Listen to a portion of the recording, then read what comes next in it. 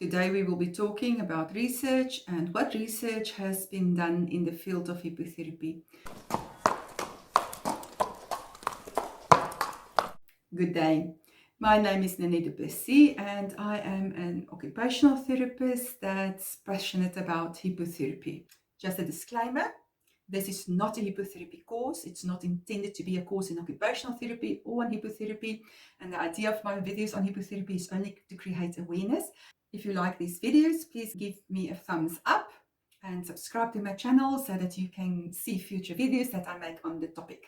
The idea of this presentation is to actually tell you what research has been done within the field of hippotherapy. And then obviously, as a byproduct, if you've been interested in research all these years, to tell you where's a lack of research within hippotherapy and maybe get you to do some research. And I'm going to use the article of Wood and Fields that was published in 2019 quite extensively within this presentation. There's no such thing as unimportant research. I want to say that up front. Unfortunately, very often when research does not yield the results that the researcher wanted, they tend to either not publish it, and in the end that skew the greater pool of knowledge that we have on a specific intervention. It's just as important to publish research that shows under specific conditions there was not a statistically significant effect than it is to publish research where there was a statistically significant effect. So just keep that in mind when you look at meta-analysis, mapping reviews or scoping reviews. Whenever you look at an article, the first thing you see is the title. And no one of us can know everything about every kind of research and every kind of method. So what I try to do is to at least have an idea what a specific research was about. And for that, it's totally okay to go and look at Wikipedia or just a general Google search. Once you want to replicate such a study or want to really do research, that would not be sufficient. So for instance, Wood and Fields' title is Hippotherapy, a systematic mapping review of peer-reviewed research, 1980 to 2018, which is very cool because now you see the time span of the articles that are included in their mapping review. But what on earth is a systematic mapping review? And on Wikipedia, I found systematic review, and they defined that as uses repeatable analytical methods to collect secondary data and analyze it. So this is quite important. So there's a method, there's a recipe that if I do it, you can follow the same recipe with the same articles and you should get the same results as I did. But I wanted to know, there's a mapping review. So I did a general Google search and a systematic mapping study came up.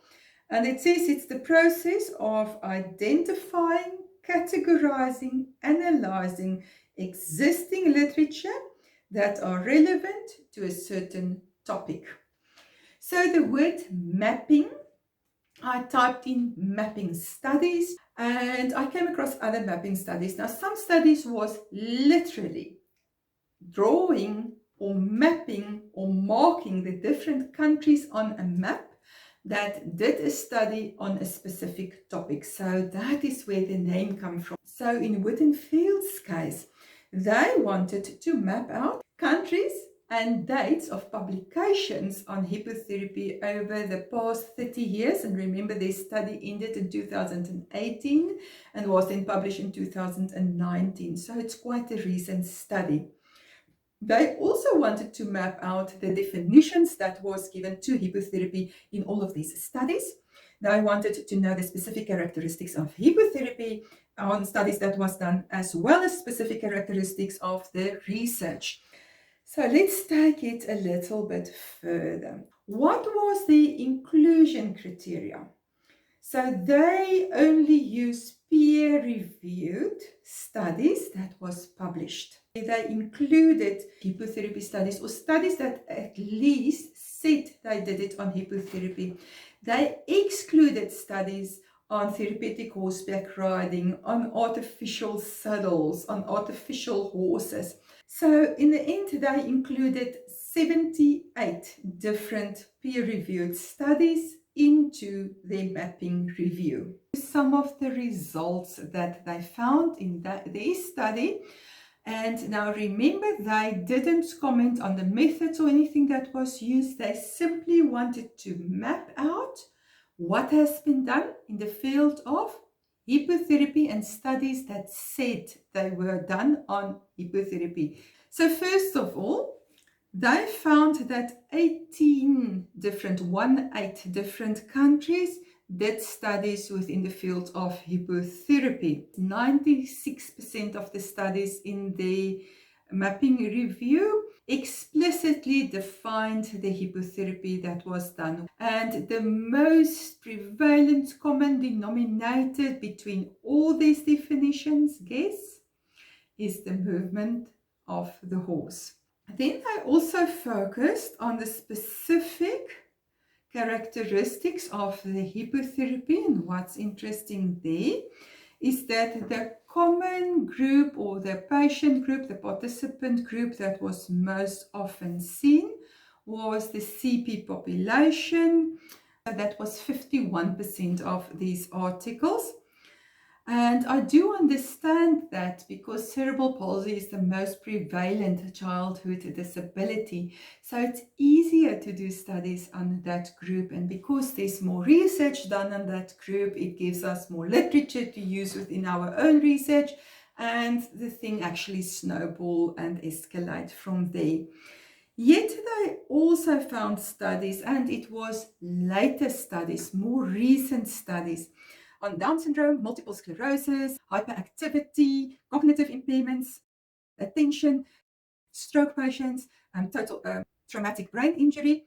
Then there was also studies done on older adults without diagnostic descriptors that participated in 3 studies, one of which studied hippotherapy as a preventative approach to decrease fall risks. There was also some studies done on children and adolescents with emotional difficulties, histories of sexual abuse and trauma, post-traumatic stress disorders, or schizophrenia.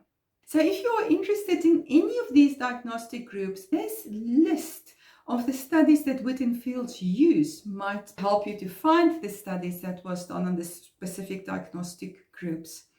Then when it comes to providers on hippotherapy, it was physiotherapists, occupational therapists, and speech and language pathologists, where physiotherapist was mentioned most often.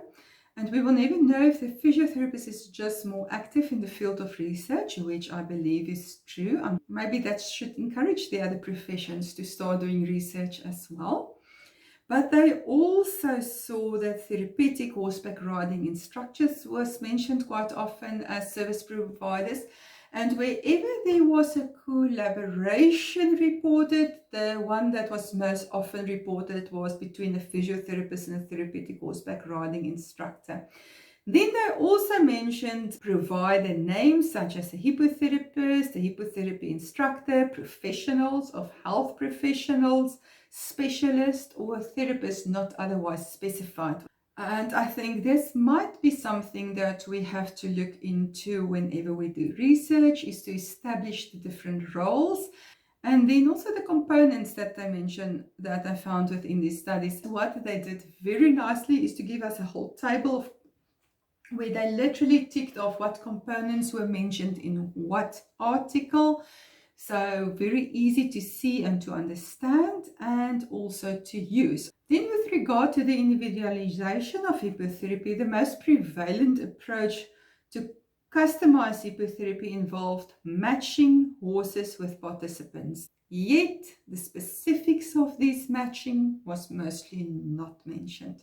Then we look at the specific characteristics of the research. Remember, different studies inform us on different aspects. So there's still a huge gap in literature and on different aspects within hippotherapy. 77 studies of the ones that wooden fields included, so it's 99% of their studies had a quantitatively measured outcome. 75% studies used a quasi-experimental design. This kind of designs aims to establish a cause and effect, but it is less randomly assigned than a true experiment. And that is usually due to practical aspects or ethical aspects. This is a very common kind of study in the early phases of scientific development of any intervention. So what wooden fields did now is they then tried to term the studies that was done, or the outcomes that was used in studies, into two groups of the ICF. So the one is the body function and structure, and the other one is the activity and participation one. So on body function and structure was done on movement and gait, on emotional function, muscle tone, energy or drive, pain, cognitive function, heart rate, psychological function, and muscle power. There's very seldom that any intervention, whether it's a drug intervention, whether it's a kind of therapy that's done, only have a positive effect on all the participants. So if all 10 participants in a study showed improvement in their walking speed, that should not be a large improvement in walking speed across all the participants. If you see something like that, the red lights should go on about the possible errors within their method, because that's simply not a real life situation. It doesn't happen that way.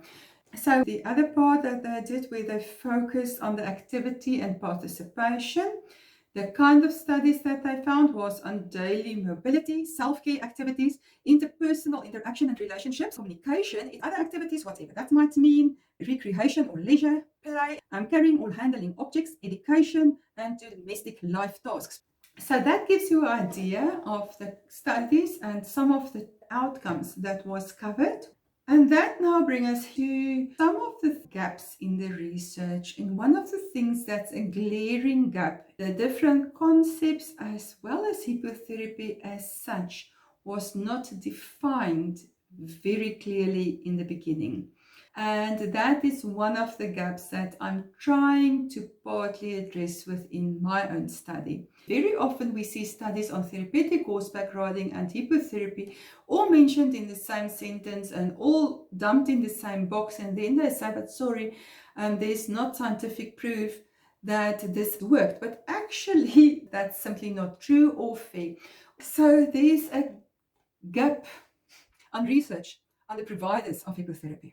Who should provide it and who is providing it? There's a gap. Secondly, what does these providers need? What kind of experience and background and training do they need to be able to do hippotherapy effectively? The qualifications of these providers, development of protocols to actually test or investigate all the key components of hippotherapy, the progression of these components or concepts that's used in hippotherapy. Then there's a large gap in studies on speech therapy as well as on occupational therapy, and the effect of hippotherapy within those fields can benefit from any kind of study. And then across all involved disciplines, moreover, there's a need for more systematic phase tracks of research that will lead to more replication studies and in due time rigorous effectiveness studies in real world contexts. So as soon as you can say within all these small studies we did see a large effect, and if we can systematically work through this, we can actually get better funding and interest to do larger studies that's more rigorous and more effective, to say that yes, hippotherapy do have a place as a complex intervention, or no, why do we waste so much money and so much time and so much effort on something that actually does not yield results? Thank you.